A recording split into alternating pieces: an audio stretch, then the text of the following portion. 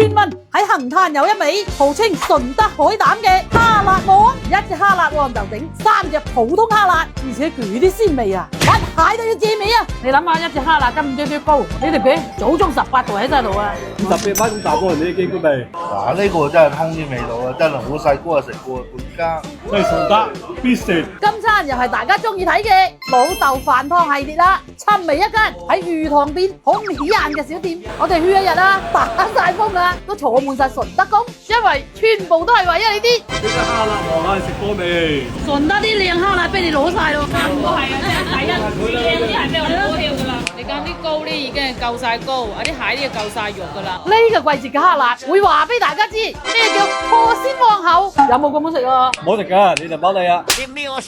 用當季最鮮甜嘅黑布節瓜滾翻啖黃金蝦辣湯，我就唔知係蝦辣啲黃咯，唔係有你噶，嗰一啖原始嘅鮮甜啊，同個衰佬血度蜜月都冇咁甜啊！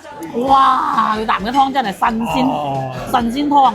黑布節瓜又甜，蝦辣又甜，你睇花老爺，之後再用啲薑葱爆炒蝦辣。嗱，俾翻咁大盤你見過未啊？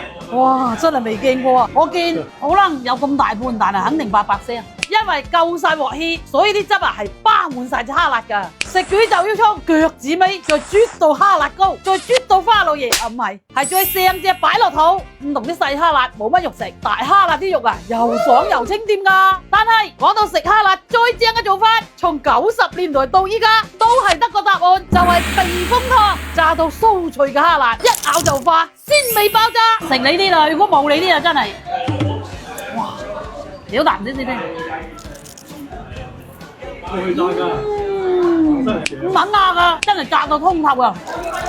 好香喎！我啲肉啊好味，好鮮甜，唉真係風味真係避風塘炒蝦辣。其實咧，以前啲人識鬼食蝦辣咩？直到有一日掉咗幾隻蝦辣嚟蒸雞，突然間好味道，山雞變鳳凰，咁先知原來啊蝦辣膏值1000金啊！所以你一撥冇溝蛋，純正半斤蝦辣膏，食起身簡直鮮到喺河鮮界，佢大晒，佢玩晒，啲咩大澳蝦醬都冇咁正啊，肥仔！啊，真係啊，係佢啦，係嗰個味啊啲嘅。出邊有啲蝦辣膏咧，有啲啊胡椒味好重嘅，呢個唔係，呢個就係蝦辣膏嘅原味，匯金嘅，你食得得落去。